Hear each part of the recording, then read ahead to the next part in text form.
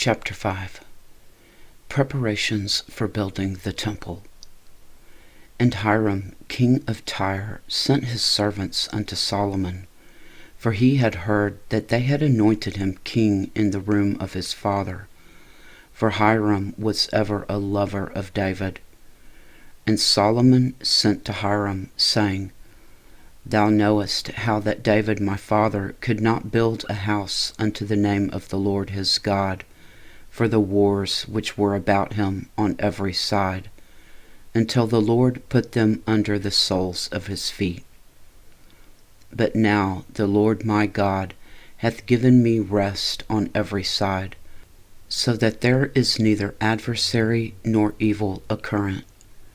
And behold, I purpose to build a house unto the name of the Lord my God, as the Lord spake unto David my father, saying, Thy son, whom I will set upon thy throne in thy room, he shall build a house unto my name.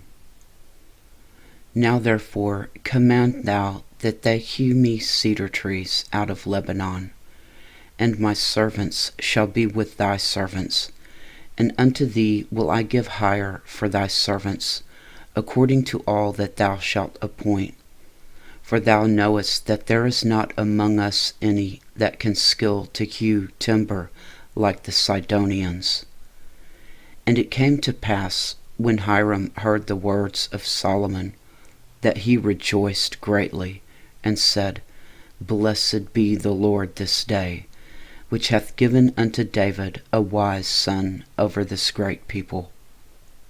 And Hiram sent to Solomon, saying, I have considered the things which thou sentest to me for, and I will do all thy desire concerning timber of cedar, and concerning timber of fir. My servants shall bring them down from Lebanon unto the sea, and I will convey them by sea in floats, unto the place that thou shalt appoint me, and will cause them to be discharged there, and thou shalt receive them, and thou shalt accomplish my desire in giving food for my household. So Hiram gave Solomon cedar trees and fir trees, according to all his desire. And Solomon gave Hiram 20,000 measures of wheat for food to his household, and 20 measures of pure oil. Thus gave Solomon to Hiram year by year. And the Lord gave Solomon wisdom, as he promised him. And there was peace between Hiram and Solomon, and they two made a league together. And King Solomon raised a levy out of all Israel, and the levy was 30,000 men. And he sent them to Lebanon, 10,000 a month by courses. A month they were in Lebanon, and 2 months at home. And Adoniram was over the levy. And Solomon had 70,000 that bare burdens, and 80,000 hewers in the mountains, beside the chief of Solomon's officers, which were over the work, 3,300, which ruled over the people that wrought in the work. And the king commanded, and they brought great stones, costly stones, and hewed stones, to lay the foundation of the house. And Solomon's builders and Hiram's builders did hew them, and the stone squarers. So they prepared timber and stones to build the house. Chapter 6. Solomon builds the temple. And it came to pass in the 480th year after the children of Israel were come out of the land of Egypt, in the 4th year of Solomon's reign over Israel, in the month Ziph, which is the 2nd month, that he began to build the house of the Lord. And the house which King Solomon built for the Lord, the length thereof was 80 cubits, and the breadth thereof 20 cubits, and the height thereof 30 cubits. And the porch before the temple of the house, 20 cubits was the length thereof, according to the breadth of the house, and 10 cubits was the breadth thereof before the house. And for the house he made windows of narrow lights, and against the wall of the house he built chambers round about, against the walls of the house round about, both of the temple and of the oracle, and he made chambers round about. The nethermost chamber was 5 cubits broad, and the middle was 6 cubits broad, and the third was 7 cubits broad. For without in the wall of the house he made narrowed rests round about, that the beams should not be fastened in the walls of the house. And the house, when it was in building, was built of stone, made ready before it was brought thither, so that there was neither hammer nor axe, nor any tool of iron heard in the house, while it was in building. The door for the middle chamber was in the right side of the house, and they went up with winding stairs into the middle chamber, and out of the middle into the third. So he built the house and finished it, and covered the house with beams and boards of cedar. And then he built chambers against all the house, 5 cubits high, and they rested on the house with timber of cedar. And the word of the Lord came to Solomon, saying, Concerning this house which thou art building, if thou wilt walk in my statutes, and execute my judgments, and keep all my commandments to walk in them, then will I perform my word with thee which I spake unto David thy father. And I will dwell among the children of Israel, and will not forsake my people Israel. So Solomon built the house and finished it. And he built the walls of the house within with boards of cedar, both the floor of the house and the walls of the ceiling, and he covered them on the inside with wood, and covered the floor of the house with planks of fir. And he built 20 cubits on the sides of the house, both the floor and the walls with boards of cedar. He even built them for it within, even for the oracle, even for the most holy place. And the house that is the temple before it was 40 cubits long. And the cedar of the house within was carved with knops and open flowers, and all was cedar.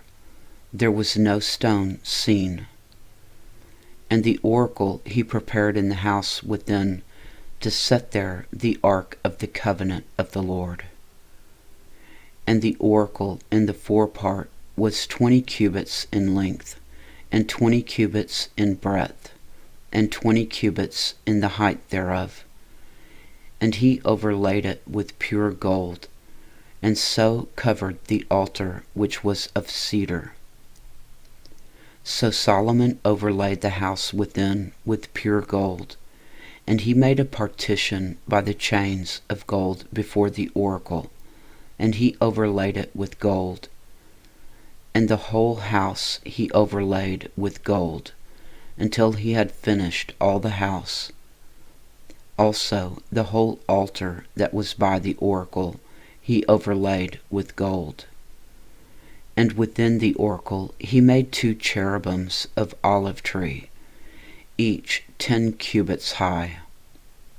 And 5 cubits was the one wing of the cherub, and 5 cubits the other wing of the cherub. From the uttermost part of the one wing unto the uttermost part of the other were 10 cubits. And the other cherub was 10 cubits. Both the cherubims were of one measure and one size. The height of the one cherub was 10 cubits, and so was it of the other cherub. And he set the cherubims within the inner house, And they stretched forth the wings of the cherubims, so that the wing of the one touched the one wall, and the wing of the other cherubim touched the other wall, and their wings touched one another in the midst of the house. And he overlaid the cherubims with gold. And he carved all the walls of the house round about with carved figures of cherubims and palm trees and open flowers within and without. And the floor of the house he overlaid with gold within and without. And for the entering of the oracle he made doors of olive tree. The lintel and side posts were a fifth part of the wall. The two doors also were of olive tree, and he carved upon them carvings of cherubims and palm trees and open flowers, and overlaid them with gold, and spread gold upon the cherubims and upon the palm trees. So also made he for the door of the temple posts of olive tree, a fourth part of the wall. And the two doors were of fir tree. The two leaves of the one door were folding, and the two leaves of the other door were folding. And he carved thereon cherubims and palm trees and open flowers, and covered them with gold fitted upon the carved work. And he built the inner court with 3 rows of hewed stone, and a row of cedar beams. In the 4th year was the foundation of the house of the Lord laid, in the month Ziph. And in the 11th year, in the month Bul, which is the 8th month, was the house finished, throughout all the parts thereof, and according to all the fashion of it. So was he 7 years in building it. Chapter 7. Solomon builds his palace. But Solomon was building his own house 13 years, and he finished all his house. He built also the house of the forest of Lebanon. The length thereof was 100 cubits, and the breadth thereof 50 cubits, and the height thereof 30 cubits, upon 4 rows of cedar pillars, with cedar beams upon the pillars. And it was covered with cedar above upon the beams, that lay on 45 pillars, 15 in a row. And there were windows in 3 rows, and light was against light in 3 ranks. And all the doors and posts were square with the windows, and light was against light in 3 ranks.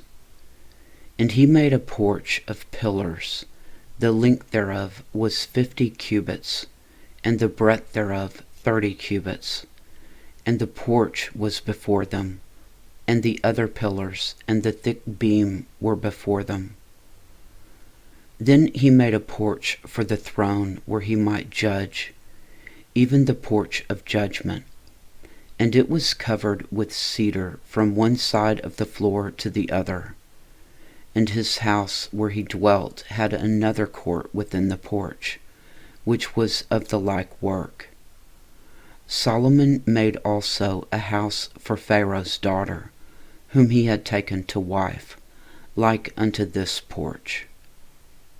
All these were of costly stones, according to the measures of hewed stones, sawed with saws within and without, even from the foundation unto the coping, and so on the outside toward the great court. And the foundation was of costly stones, even great stones, stones of 10 cubits, and stones of 8 cubits. And above were costly stones, after the measures of hewed stones, and cedars.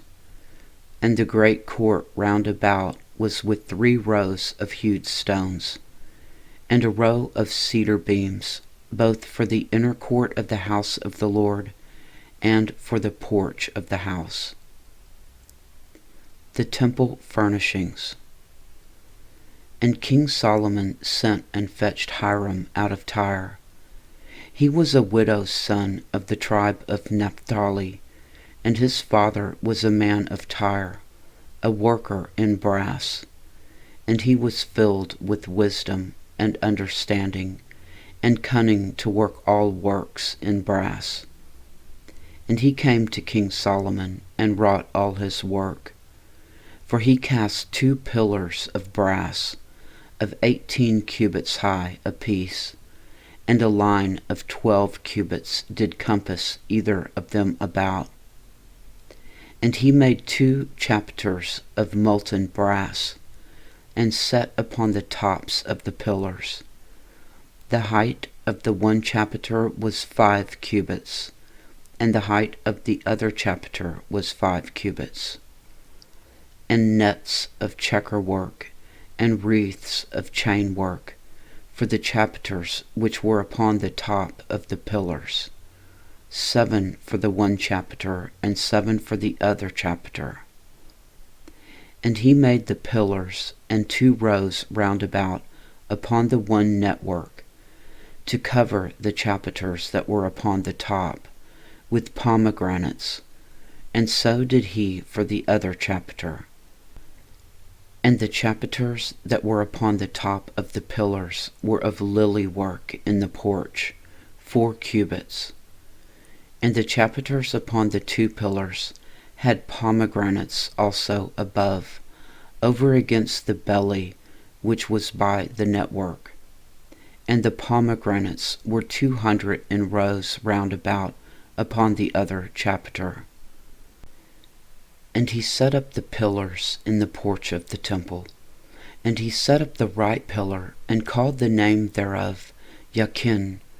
And he set up the left pillar, and called the name thereof Boaz. And upon the top of the pillars was lily work. So was the work of the pillars finished. And he made a molten sea, 10 cubits from the one brim to the other. It was round all about, and his height was 5 cubits, and a line of 30 cubits did compass it round about. And under the brim of it round about there were knops compassing it, 10 in a cubit, compassing the sea round about. The knops were cast in 2 rows when it was cast. It stood upon 12 oxen, 3 looking toward the north, and 3 looking toward the west, and 3 looking toward the south, and 3 looking toward the east. And the sea was set above upon them, and all their hinder parts were inward. And it was a handbreadth thick, and the brim thereof was wrought like the brim of a cup, with flowers of lilies. It contained 2,000 baths. He made 10 bases of brass. 4 cubits was the length of one base, and 4 cubits the breadth thereof, and 3 cubits the height of it. And the work of the bases was on this manner. They had borders, and the borders were between the ledges. And on the borders that were between the ledges were lions, oxen, and cherubims. And upon the ledges there was a base above, and beneath the lions and oxen were certain additions made of thin work. And every base had 4 brazen wheels and plates of brass, and the 4 corners thereof had undersetters. Under the laver were undersetters molten at the side of every addition. And the mouth of it within the chapiter and above was a cubit, but the mouth thereof was round after the work of the base, 1.5 cubits, and also upon the mouth of it were gravings with their borders, 4 square, not round. And under the borders were 4 wheels, and the axletrees of the wheels were joined to the base. And the height of a wheel was a cubit and a half a cubit. And the work of the wheels was like the work of a chariot wheel. Their axletrees and their naves and their felloes and their spokes were all molten. And there were 4 undersetters to the 4 corners of one base, and the undersetters were of the very base itself. And in the top of the base was there a round compass of half a cubit high, and on the top of the base the ledges thereof and the borders thereof were of the same.